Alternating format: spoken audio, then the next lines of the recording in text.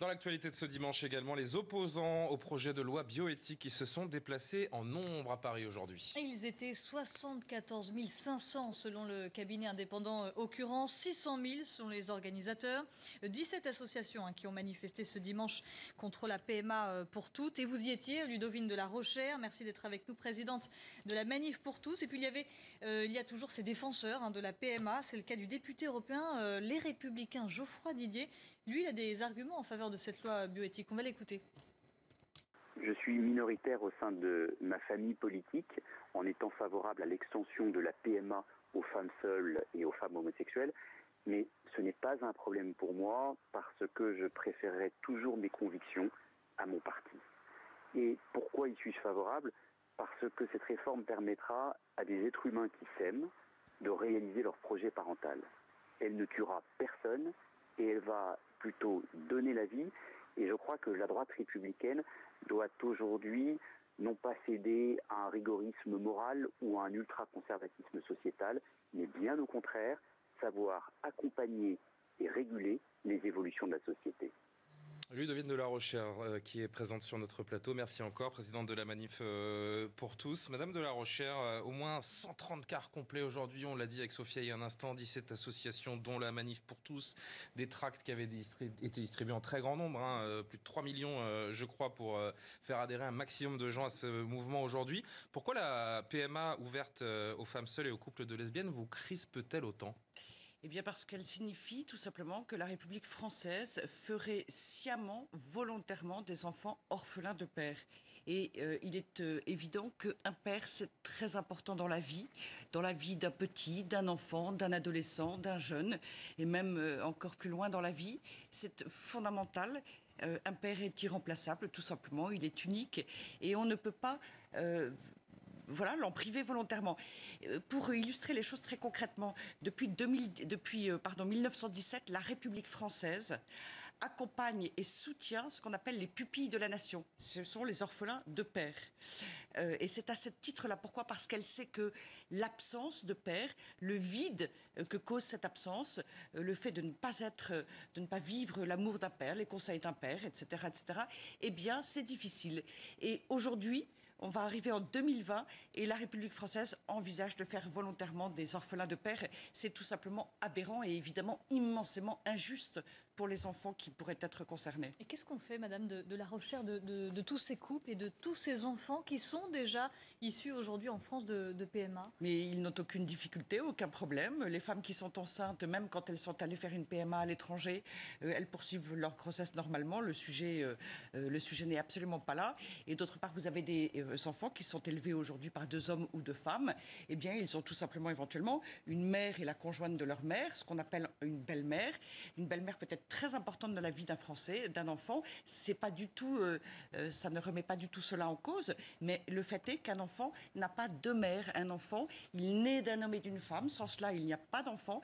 Et dans la mesure du possible, il a le droit de savoir de qui il est né, à qui il ressemble, aussi bien charnellement que psychiquement, etc. Et il a besoin de grandir avec eux. Et... Alors bien sûr, la vie fait que ça n'est pas toujours possible. Mais là, on envisage volontairement de créer la situation d'absence de père. Alors la filiation est prévue dans la loi. Oui, et on prévoit que l'acte... Qu'est-ce qui compte le plus dans la vie d'un enfant, madame ? C'est d'avoir un père ou d'être conçu dans le désir, de grandir dans l'attachement réel, dans l'amour, quel que soit le genre de son tuteur ? Alors, l'enfant, il a besoin d'amour, bien sûr, il a besoin d'affection, il n'y a aucun doute là-dessus, mais encore une fois... Vous avez 31 000 enfants aujourd'hui qui vivent dans l'homoparentalité, et qui sont malheureux, ces enfants. Il y a une question de quête identitaire que tous les êtres humains connaissent, et le sujet, c'est de savoir notamment de qui on est né. Les enfants qui sont adoptés par des familles aimantes, évidemment, eh bien, pour un grand nombre d'entre eux, cherchent à connaître, à savoir ce qui les a précédés, qui étaient leurs parents, qu'est-ce qui s'est passé avant eux, quelle est leur histoire. Et on sent bien aussi, et on le sait bien, qu'être en relation la plus proche possible, quand c'est possible, avec ceux qui vous ont donné la vie, c'est humainement extrêmement important. Et encore une fois, il y a bien sûr en effet des couples de femmes ou des couples d'hommes qui élèvent aujourd'hui des enfants, mais faut-il le rappeler, ils sont en France généralement nés d'abord, ils sont toujours nés d'un couple homme-femme, en réalité, il faut quand même le dire. Et d'autre part, généralement, en France, ils sont nés d'une union précédente, très brève ou très durable, mais ils savent qui sont leur père et leur mère. Là, on veut volontairement créer cette situation qui prive l'enfant de père complètement, il est effacé, et sur l'acte de naissance, on inscrirait 2 mères. Mais un enfant n'a pas 2 mères, encore une fois. Et la famille, elle évolue, elle se recompose au fil du temps, au fil des siècles de l'évolution de notre société. Pourquoi ne pas accepter l'évolution de notre société et la recomposition de la famille? Tout simplement parce qu'on ne peut pas être dans l'obscurantisme et dans le déni scientifique. Pour faire un enfant, il faut un homme et une femme, c'est tout simple. Et l'enfant, il a besoin de savoir, encore une fois, d'où il vient. C'est une question de quête identitaire extrêmement profonde. Et vous savez, on parle parfois, et à juste titre, des pères défaillants, des pères démissionnaires, parce qu'on sait toutes les conséquences que ça peut avoir. Et donc, c'est pas une raison pour dire, allez, on va effacer des pères. Au contraire, il faut peut-être accompagner davantage les pères, et les nouveaux pères, d'ailleurs, on s'en réjouit, c'est formidable, les enfants en ont besoin. Donc, au même titre, Madame de la Rochère, vous êtes contre l'adoption? Mais l'adoption, c'est aussi bien pour des couples mais pas du tout mixtes que pour mais des couples un enfant adopté, c'est parce qu'il a été orphelin. Et quand il est orphelin, on répare au mieux la situation. Donc vous et on le confie à des parents adoptifs. Vous encouragez pour des couples du même sexe l'adoption comme solution au lieu l'adoption, de la PMA ou autre? L'adoption, c'est lié à un accident, une épreuve de la vie qui fait qu'un enfant a perdu ses parents. Ça n'a rien à voir. Là, c'est volontairement, délibérément que l'on veut priver des enfants de père toute leur vie et on le déciderait dès avant leur conception. C'est absolument injuste pour l'enfant. Les couples de même sexe, Madame de la Rochère, ne doivent pas pouvoir avoir un enfant. Il y a des couples hommes-femmes qui non plus, qui n'ont pas malheureusement d'enfants, qui n'auront jamais d'enfants. Une femme seule ne peut pas concevoir un enfant. 2 femmes ne peuvent pas concevoir un enfant ensemble. Et certes, le désir d'enfant est tout à fait compréhensible et immense, mais nous, adultes, ne pouvons pas imposer à l'enfant de le priver volontairement de père. L'enfant là-dedans, on le lui impose. Et c'est une violence immense faite à l'enfant. C'est une question de justice. Vous avez des études très fiables qui montrent que des enfants nés de PMA pouvaient être tout à fait épanouis et heureux dans leur famille. Je voudrais vous citer également cette tribune que vous avez peut-être lue, parue dans La Croix, et notamment ce sont des familles, des associations de familles homoparentales qui s'expriment et qui exhortent à ne pas venir manifester. J'ai envie de vous citer ce bout de texte. Donc, descendre dans la rue, non pas pour obtenir quelque chose pour soi, mais pour empêcher son prochain d'obtenir ce qu'on détient déjà soi-même, et d'une violence inouïe. Qu'est-ce que vous répondez à ces gens qui se sentent agressés, attaqués par des associations comme la vôtre? D'abord, vous évoquez des études. Il n'y a pas une étude aujourd'hui qui ne soit pas jugée biaisée scientifiquement. Le Comité consultatif national d'éthique... Vous connaissez des enfants nés de PMA? Vous en avez rencontré? Je vais y venir. Je réponds sur la question des études. Le CCNE, Comité consultatif national d'éthique, lui-même, ainsi que le Conseil d'État et encore l'Académie nationale de médecine, ont tous dit qu'aujourd'hui, les études qui existent ne sont pas valables scientifiquement. Ensuite, il y a des enfants qui vont bien. Tant mieux, je m'en réjouis. Mais écoutons un petit peu aussi les enfants qui n'ont pas eu de père. Aujourd'hui, dans nos manifestations, il y en a qui se sont exprimés, qui ont témoigné. Vous pouvez parcourir la littérature, vous pouvez aller interroger. Et ce serait intéressant que aussi, non seulement les députés qui ne l'ont pas fait, mais aussi le Sénat le fera, je l'espère, et les médias interviewent des personnes qui n'ont pas eu de père.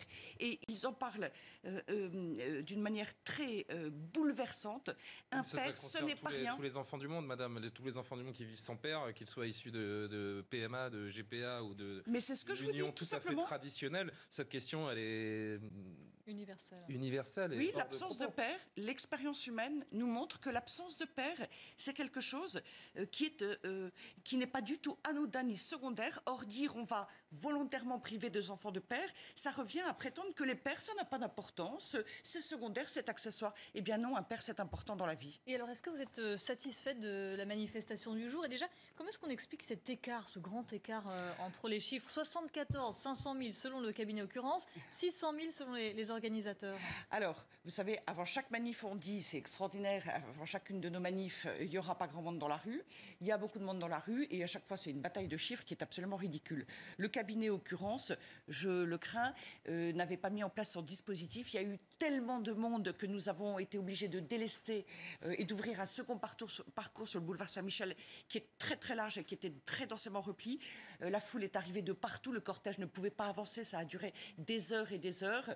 Je vais vous dire, je crois que le cabinet, en l'occurrence, n'avait sans doute pas prévu une telle foule. Vous qui avez mené la manif pour tous, vous êtes satisfaite aujourd'hui de cette journée de manifestation? Écoutez, il y avait beaucoup de monde, des gens qui ont pris sur leur temps généreusement, qui ont pris sur leur week-end, qui ont pris aussi pour venir de loin, de très loin parfois, sur leur porte-monnaie. Et c'est pas pour eux, c'est pour les générations à venir. Ils ont défilé paisiblement, pacifiquement, et j'espère que, alors que les états généraux de la bioéthique ont été piétinés par le président de la République et le gouvernement, j'espère bien, effectivement, nous sommes en démocratie, qu'on entendra ce peuple tout simplement pacifique, serein, mais qui veut défendre les droits de l'enfant. Nous défilons non pas contre quelque chose, mais pour les droits de l'enfant et pour la paternité. C'est le ressenti des familles homoparentales et cette citation, elle venait d'eux directement. Et voilà ma réponse. Merci Ludovine de la Rochère, pardonnez-moi, présidente de la Manif pour tous, d'avoir été en direct sur l'antenne de CNews.